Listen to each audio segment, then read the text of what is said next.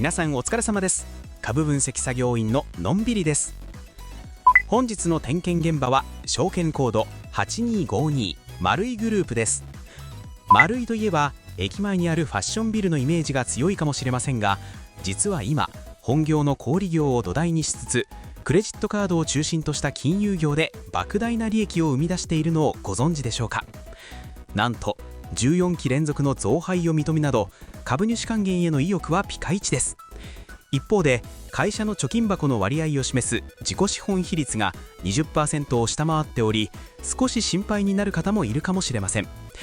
本日はそんな丸井グループの稼ぐ力から財務の健康状態まで安全第一で徹底的に点検していきます。本日も最後までご安全に。まずは初動点検のんびり点検シートです。1、配当利回り 3.0% 以上、数値 4.20%、 判定合格。2、 ROE10.0 以上、数値 11.2%、 予想判定合格。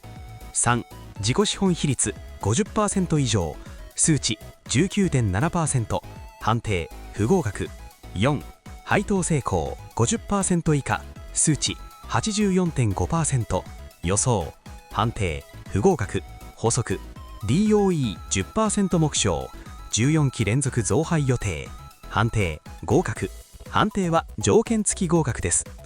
配当利回りが 4% を超え、集めた資金をどれだけ効率よく利益に変えているかを示す ROE 自己資本利益率も今期予想で 11.2% と非常に優秀です。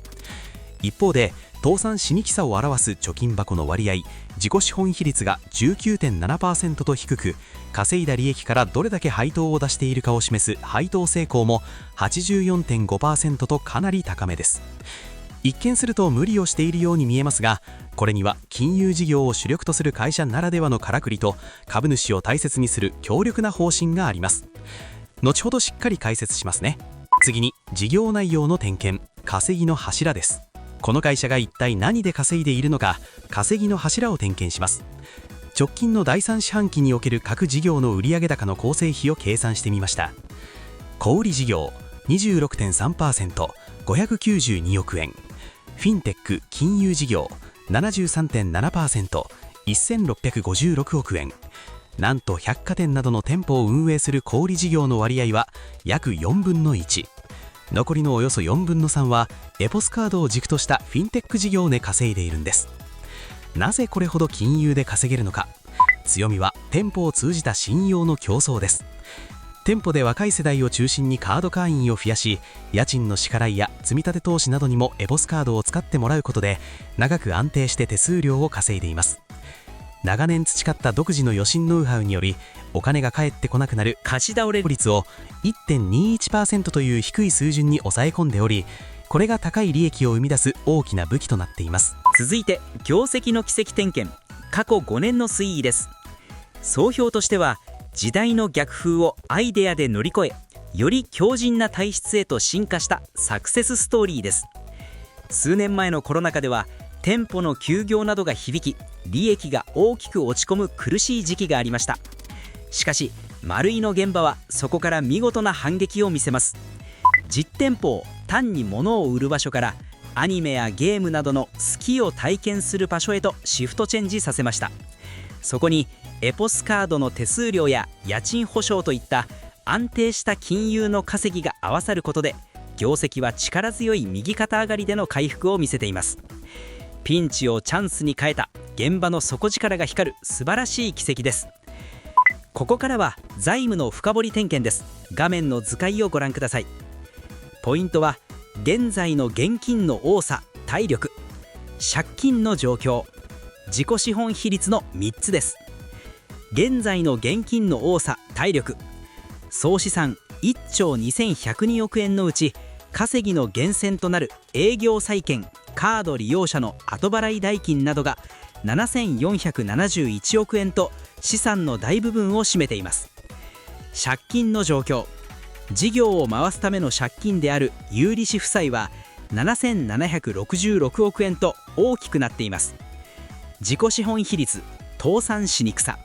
19.7% と基準の 50% を下回っています。これを見ると借金まみれで危ないのではと心配になるかもしれませんが、ご安心ください。これは銀行やクレジットカード会社特有の低い金利でお金を借りて、それをお客様に貸し出し、手数料や利息で稼ぐというビジネスモデルだからです。事業を拡大するための健全な借金の仕入れを行っているため、自己資本比率が 20% 前後でも過度に倒産リスクを心配する必要はありません。次に還元姿勢の点検、配当と配当成功です。丸井グループは株主への利益還元に極めて積極的です。配当金は過去5年間で51円、52円、59円、101円、106円と力強く伸びており、今期はなんと1株当たり131円を見込んでいます。これで14期連続の増配予定となります。配当成功は 84.5% と高水準ですが、会社は株主資本に対してどれだけ配当を出すかを示す DOE という目標数値を 8% から 10% 程度に引き上げました。一時的な利益のブレに左右されず、減配せずに維持か増配をするという累進配当を掲げているため、長期で安心して持てる手厚い還元姿勢が整っています。続いて直近決算と将来目標です。直近の第3四半期決算の裏側も覗いてみましょう。売上収益は2058億円、前年同期比 9.6% 増。本業の儲けである営業利益は398億円、前年同期比 19.5% 増と素晴らしい増収増益で着地しています。特に現場の工夫として面白いのが在庫を持たない工夫です。アニメなどの自主企画グッズ販売では、イベントやネットの受注販売を連携させることで在庫消化率 120% をポリシーとして掲げており、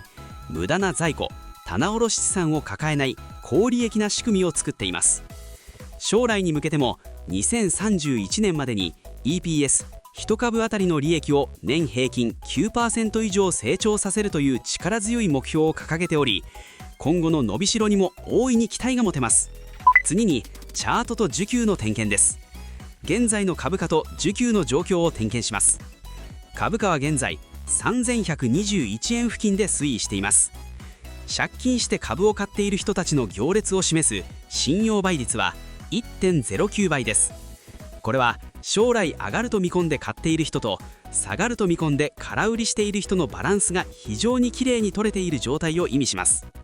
将来の売り圧力となる重たい荷物が少ないため、上値が軽くなりやすい、とても良好な需給環境だと言えます。それでは結論、のんびりの判定です。丸井グループは小売業から高収益の金融業への転換に大成功し、驚異の14期連続増配を見込む株主思いの超一流の優良現場と判定します。投資戦略としては、高い配当利回りと累進配当の恩恵を受けながらじっくりと長期保有するシナリオがメインとなります。チャートのおしめ、一時的に株価が下がったタイミングを丁寧に拾っていくのが安全かつ効果的な入り方となるでしょう。皆さんはこの銘柄どう思われましたか？ぜひコメント欄で皆さんのご意見お聞かせください。今回の点検が少しでも参考になったという方は、ぜひいいねとチャンネル登録をよろしくお願いします。皆さんの応援が私の日々の点検作業の励みになります。それでは皆様、本日もご安全に。